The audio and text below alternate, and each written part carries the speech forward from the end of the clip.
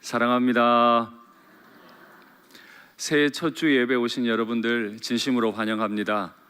우리가 주제로 내세운 것처럼 늘 그리스도로 옷 입고 십자가 앞에 또다시 나아갈 때 우리 주님이 일마다 때마다 가정마다 복 주시기를 간절히 바랍니다.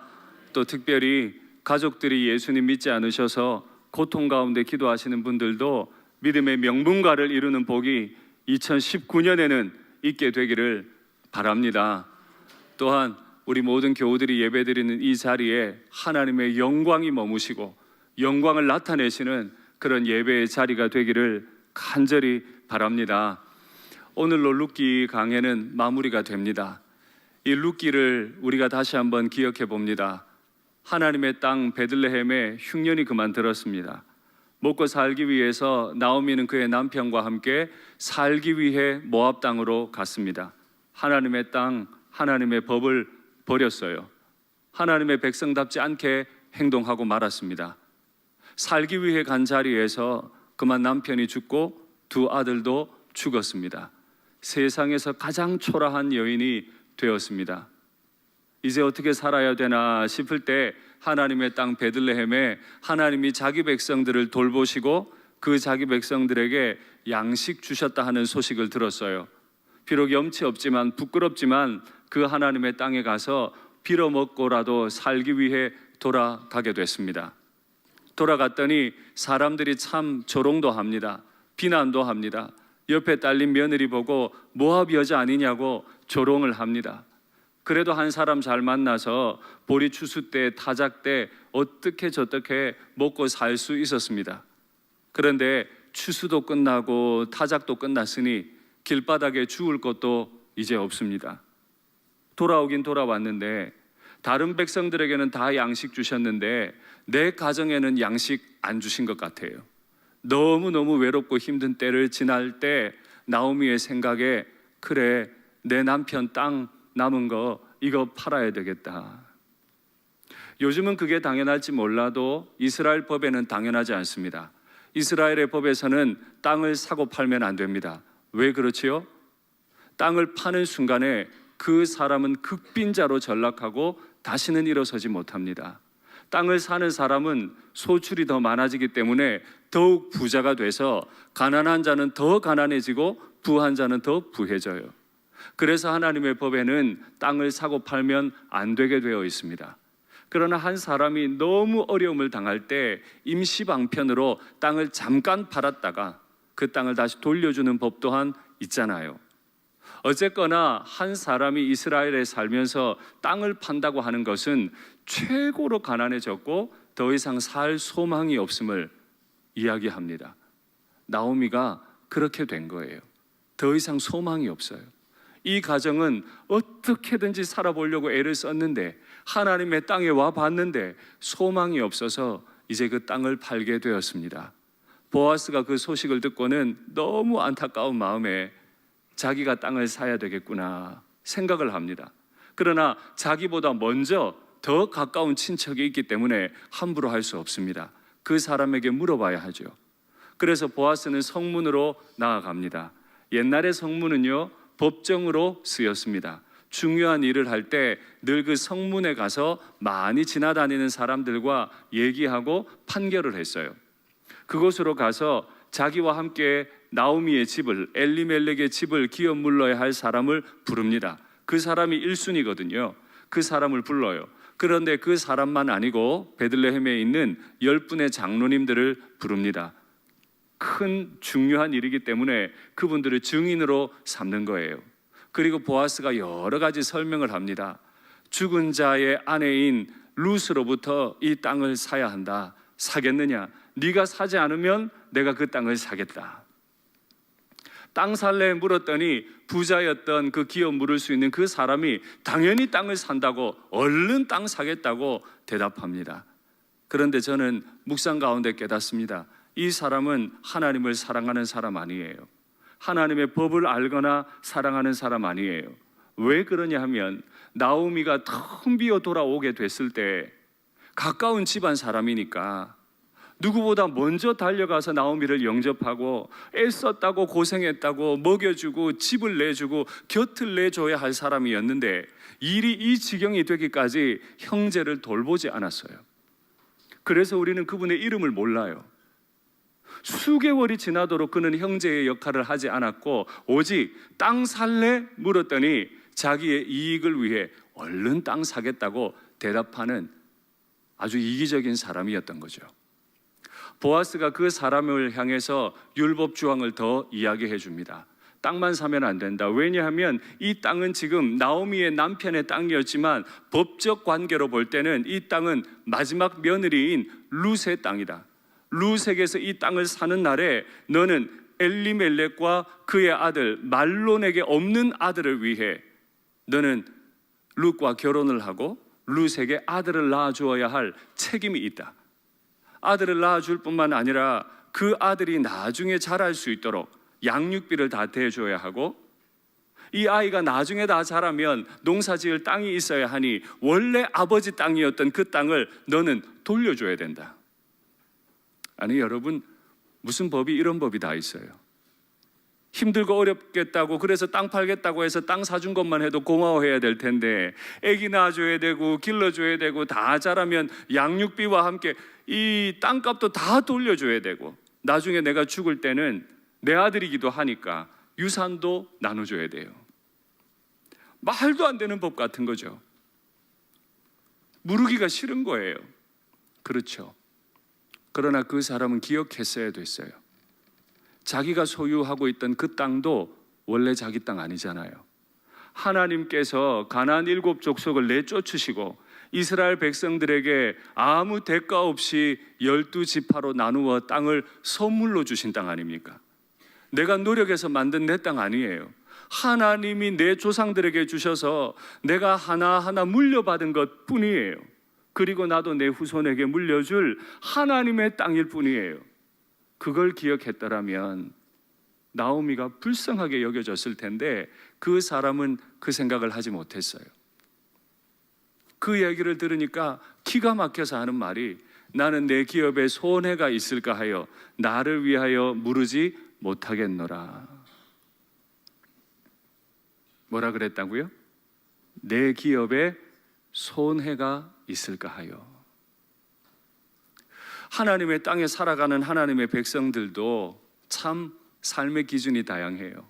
하나님의 법에 순종하는 분이 있는가 하면 내게 이익이 될 건가 안 될 건가, 이 일을 하는 게 내게 도움이 되겠나 안 되겠나, 내 직분 받음이 내게 도움이 되겠나 안 되겠나, 내가 그 다음 직분으로 가는데 도움이 되겠나 안 되겠나, 늘 내게 이익이 되는지 되지 않는지를 자꾸 살펴요. 나를 위하여 물으지 못하겠노라. 그렇죠. 하나님이 이 기업 무릎에 법을 주신 것은 자기를 위해 주신 게 아니에요. 기업 물을 자를 위해 준 게 아니에요. 너무너무 극한 어려움을 당하고 있는 사람을 위해 준 것이기 때문에 나를 위해서는 기업 물을 수 없다는 말이 맞아요. 그럼에도 하나님의 백성들은 하나님의 법을 따라 기업을 물러야 하는데 이 사람은 그렇게 하지 않았습니다. 여러분, 우리가 교회에서 봉사하다 보면 참 많은 오해들을 받을 때가 있습니다. 왜 저렇게 섬기는데? 섬기는 무슨 이유가 있는 것 아니야? 뭐 보상받고 싶은 거 아니야? 무슨 직분 받고 싶은 거 아니야? 인기 얻고 싶은 거 아니야? 아니요. 우린 그런 것들을 위해 섬기지 않습니다. 우리는 하나님의 집을 섬길 뿐입니다. 내 형제를 섬길 뿐이에요. 아버지, 어머니가 자식들을 섬길 때 무슨 꿍꿍이 가지고 섬기나요? 아니잖아요. 내가 너 잘 키울 테니 너 나중에 나 꼭 복양해야 된다, 그런 마음으로 키우세요? 자식들이 부모님 섬길 때 부모님 유산 받으려고 섬기나요? 아니요. 형제가 서로 섬길 때 무슨 계획 가지고 섬기나요? 아니에요. 내 형제니까, 내 부모님이고 내 아들, 내 딸이니까 그저 사랑하는 마음으로, 불쌍히 여기는 마음으로 섬길 뿐이지요. 우리는 새해 첫 주에 이 마음 가지면 좋겠어요. 나를 위해서가 아니라 주님을 위해서, 나를 위해서가 아니라 내 형제들을 위해서 긍휼의 법을 따라 살아가는 우리가 되면 좋겠습니다. 그렇게 기업을 무르지 않기로 하자 그 사람이 행동 하나 해야 될 게 있어요. 그건 뭐냐 하면 신을 벗는 겁니다. 오늘 우리가 읽은 말씀에도 나오지만 이스라엘 사람들은 땅을 사고 팔 때 반드시 신을 벗어서 새로 사는 사람에게 그 신을 건네줘야 됐습니다. 그러면 내가 신고 있던 신발이 내게서 없어지잖아요. 부끄러움을 당하는 거예요. 하나님이 주신 땅을 잘못 관리해서 하나님이 주신 이 땅에서 부지런히 일하지 않아서 내가 가난해져 버렸으니 부끄러운 마음으로 이 땅을 건네면서 부끄러운 마음으로 수치를 당하는 마음으로 이 신을 벗는 거예요. 그 신을 받은 사람은 신을 가졌기 때문에 내가 지금 오늘 산 그 땅을 걸어 다닐 권위가 있다는 뜻이에요. 제가 한 가지 궁금한 게 생겨요. 그 사람은 신을 벗고 내가 수치당한 자가 되었다 생각해도 좋을 만큼 그렇게 손해보기 싫었을까요? 수치를 당하고 사람들 앞에 맨발로 걸어 다녀도 좋을 만큼 내가 가질 그 이익이 그렇게도 컸을까요? 우리는 주님 앞에 수치당하지 않기를 원합니다. 여러분 보세요. 마땅히 해야 할 수고를 하지 않으니까 아무도 그 사람의 이름을 기억하지 못하잖아요. 성경은 그 사람의 이름을 기록하지 않아요. 그 집은 분명히 부유했을 겁니다. 땅을 사려고 할 때 그만한 돈도 있었을 겁니다. 그러나 주님도 모든 오고 오는 주의 몸된 교회도 그 사람의 이름은 기억하지 못해요. 그러나 주님의 법을 따라 나를 위하여가 아니라 나오미를 위해, 죽은 엘리멜렉을 위해, 죽은 말론을 위해, 이 모압 여자 룻을 위해 기업을 무르기로 한 보아스는 우리가 그 이름을 영원히 기억합니다. 솔로몬이 성전을 짓고 성전 안에 큰 두 기둥을 세우잖아요. 기둥 하나의 이름은 야긴, 기둥 또 하나의 이름은 보아스. 성전이 서 있는 날 동안 그 보아스가 한 일은 성전의 기둥같이 영원히 기억됐습니다. 우리가 간혹 이렇게 기도합니다. 우리의 자녀들이 성전의 두 기둥같이 쓰임받게 해 주시옵소서. 어떻게 하면 우리의 자녀들의 이름이 그 보아스처럼 기둥같이 쓰임받고 기억될 수 있는 거죠? 엎드려 기도하면요? 아니요. 우리 장로님 오늘 은혜 가운데 성경 구절을 인용해 주셨습니다. 그렇죠? 아버지의 집에 갈 때, 주님 앞에 예물 드리러, 제사 드리러 갈 때 제물만 드린다고 될 일이 아니듯이 하나님의 그 은혜의 법을 알고 긍휼의 법을 알아 더 주고 싶은 마음을 따라 행하는 그 사람의 이름이 영원히 기억될 줄 믿습니다. 오늘 우리 자녀들과 함께 마음에 소원하세요. 너는 부지런히 섬기는 사람이 되거라. 부지런히 너에게 있는 것 가지고 나누는 사람이 되거라. 너를 만나는 사람이 너로부터 복을 받게 하거라. 그러면 하나님의 집에 너의 이름이 기둥같이 세워지게 될 거다. 우리 일산교회에 있는 다음 세대 모든 자녀들이 기둥같이 세워지게 되기를 간절히 바랍니다. 그렇게 보아스가 이름이 영원히 기억될 일을 하고 나자 이제 룻에게 변화가 일어납니다. 보아스가 자기가 해야 할 도리를, 의무를 다합니다. 그때 한 사람에게 어떤 복이 있는지 보세요. 룻이라고 하는 사람은 원래 이 베들레헴 땅에 들어와서 룻이라고 불린 적이 없습니다. 늘 베들레헴 사람이 조롱하듯 불렀어요. 그 모압 여자 룻. 감히 어디라고 이 하나님의 땅에 들어오는 저 저주받은 모압 여자, 늘 이렇게 부름받았어요. 그런데 오늘 본문을 보니까 여호와께서 내 집에 들어가는 여인으로 이스라엘의 집을 세운 라헬과 레아 두 사람 같게 하시고, 뭐라고요? 내 집에 들어가는 여인, 보아스의 아내가 된 여인, 더 이상은 베들레헴 남자들이 탐욕의 눈으로 바라볼 수 없고 더 이상 모압 여자라고 조롱할 수 없는 하나님의 가족이 됐다는 말이죠.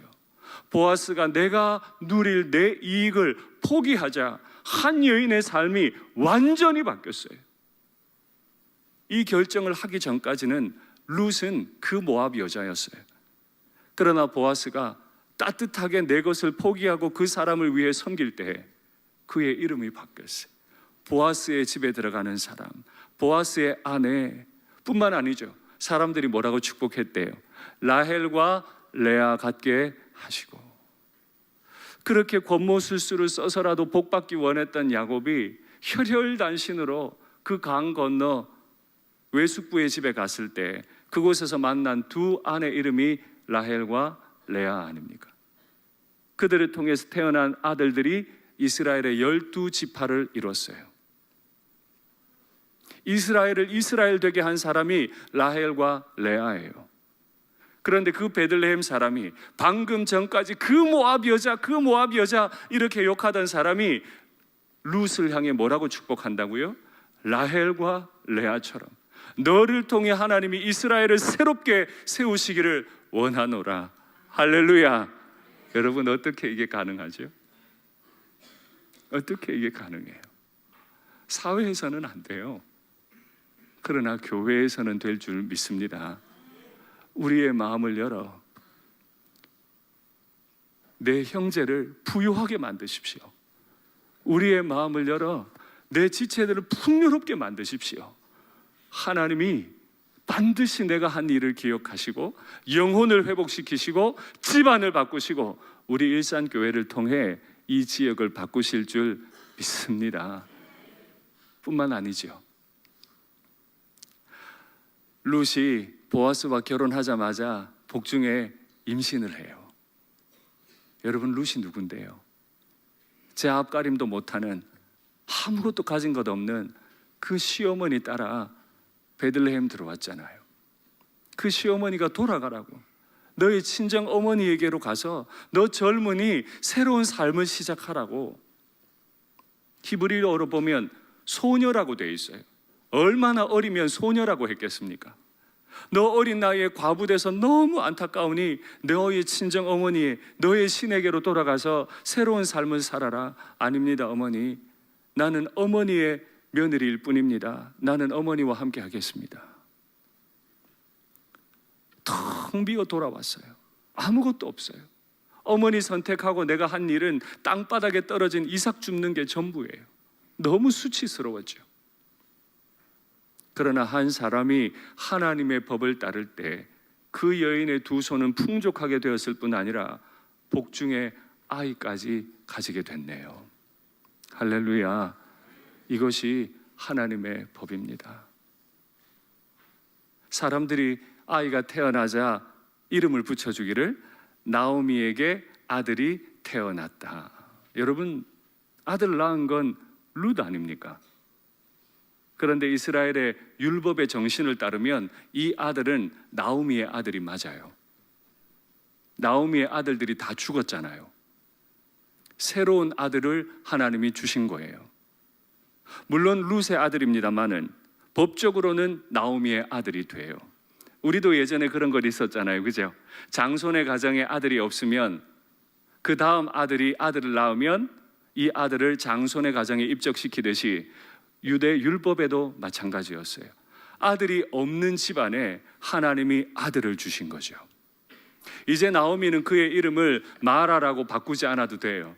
원래 예뻤던 그 이름, 기쁨이라는 그 이름을 괴로움이란 이름 마라로 부르라고 자기 이름을 바꾼 여인이었는데 보아스가 은혜를 베푸니까 룻뿐만 아니라 나오미에게도 그 은혜가 전해져서 나오미에게 아들이 태어났다. 이제 더 이상 사람들은 그 여인을 마라라고 부르지 않습니다. 나오미라고 부릅니다. 하나님의 집에 오면, 하나님의 십자가 앞에 서면 우리의 이름도 다시 나오미로 바뀌고 우리의 괴로움이 기쁨으로 바뀌게 될 줄 믿습니다. 하나님 은혜 가운데 귀한 아들을 낳았더니 동네 사람들이 그 아들의 이름을 붙여주기를 오벳 이렇게 했습니다. 오벳. 오벳은 명사예요. 그런데 이 단어 원래 히브리어 동사는 아바드라고 하는 단어입니다. 아바드, 오벳 비슷하죠. 아바드, 이 아바드라고 하는 말의 뜻은 섬기다 하는 뜻입니다. 사람들이 룻이 낳은 아들을 나오미의 아들이라고 부르면서 이름을 뭐라고 지어줬다고요? 오벳. 그 뜻은 섬기는 사람. 누굴 섬길까요? 텅 비어 돌아온, 자기의 이름을 수치스럽게도 나옴이라는 이름을 지키지 못하고 마라라고 바꿀 수밖에 없었던, 이제는 더 이상 길거리에 떨어진 이삭을 주워 먹을 수도 없을 만큼 가난해져 버린, 남편이 남긴 유일한 땅, 절대 사고 팔면 안 되는 이 땅마저 팔 수밖에 없는 그 여인을 섬기라고 하나님이 아들 주신 줄 믿습니다. 교회는 그런 곳이죠. 하나님 버리고 갔잖아요. 하나님의 땅 버리고 갔잖아요. 교제하지 말라고 했던 모압 여자와 결혼까지 시켰잖아요. 뭐 이쁘다고요? 뭐가 잘났다고요? 그런데 하나님께 돌아왔더니 하나님이 섬겨주셨네요. 하나님이 또다시 지극한 사랑의 마음으로 그 사람을 허물지 않으시고 섬겨주셨네요. 2019년 한 해 하나님의 집에 오셔서 하나님의 섬김을 많이 누리시기를 바랍니다. 하나님은 우리를 섬겨주기 원하세요. 하나님이 우리에게 법 주시고 예배의 자리로 초청하시는 건 하나님이 가난해서도 외로워서도 아니에요. 하나님이 우리 행복하라고, 우리가 너무 외롭고 힘드니까 힘내라고 우리를 초청하시는데, 십자가 앞에 예배의 자리에 날마다 나오셔서 하나님의 지극한 섬김을 받으시는 일산교회 교우들 다 되시기를 바랍니다. 그런데 여기서 룻기의 저자는 룻기를 끝내질 않아요. 족보가 쭉 나오죠. 룻은 누구를 낳았다고요? 오벳을. 오벳은 누구를 낳았어요? 이새를. 이새는요, 다윗 왕을 낳았습니다. 여러분, 다윗이 누구예요? 이스라엘 역사에서 가장 존경받는 왕이 아닙니까? 그의 증조 할머니가 누구라고요? 그 저주받은 여자, 모압 여자 룻이라고요. 옛날에는 10대 때 다 결혼했습니다. 15, 16 때면 이미 결혼해요. 그러니까 보통 여인들은 증손자, 고손자를 다 품에 안았습니다. 오늘 본문에 봐도 이미 늙어버린 나옴이지만 빨리 결혼해서 손자까지 또 안지 않았습니까? 오벳을 품에 안았어요. 룻은 오벳만 안았겠습니까? 이새도 품에 안았을 거예요. 또 누구를요? 다윗을요. 다윗을 품에 안고 축복했을 겁니다. 얘야, 내가 원래 모압 여자였어. 율법에 따르면 나는 저주받은 사람이야. 그런데 하나님이 나를 널나게 해주셨다. 하나님이 내게 은혜 베풀어 주셨어. 하나님이 나를 물리치지 않으시고 날 받아주셨어. 너도 평생 그렇게 자라거라. 다윗이 자랐습니다. 사울 왕이 질투로 자기를 자꾸 죽이려고 10년을 따라다닙니다. 그래도 다윗은 사울을 죽이지 않습니다. 왜요? 나를 어릴 때부터 품에 안고 키워주셨던 내 아버지 이새와 그의 아버지 오벳과 그의 어머니 룻이 나를 안아주셨거든요. 은혜 받은 자의 집에서 태어났거든요. 은혜를 아는 집안에서 태어났거든요. 그래서 다윗이 태어날 수 있었잖아요. 우리 가정이 다윗을 잉태하고 다윗을 길러내고 마침내 다윗을 세우는 믿음의 명문가가 되기를 간절히 바랍니다. 말씀을 맺겠습니다. 우리는 살기 위해서라면 하나님의 땅도 하나님의 법도 참 쉽게 버리는 사람입니다. 내 자존심을 위해서라면 모든 걸 다 버립니다. 내게 이익이 되지 않기 때문이죠. 그러나 하나님은 한 번도 그러신 적이 없었습니다. 그 아들 예수님을 내게 보내시고 그 아들을 통해 나를 섬겨주셨습니다. 올 한 해 하나님의 지극한 섬김을 받으십시오. 그리고 그 섬김 받은 자가 섬기지 않으면 신을 벗는 수치를 당하기 때문에 여러분 늘 주의하시고 내가 풍성히 섬겨야 할 사람이 누군지 깨달으시고 그분들을 풍성히 섬기심으로 우리 일산교회에 속한 모든 가정은 보아스처럼 그 이름을 새기게 되는 귀한 명문가가 되시기를 간절히 바랍니다.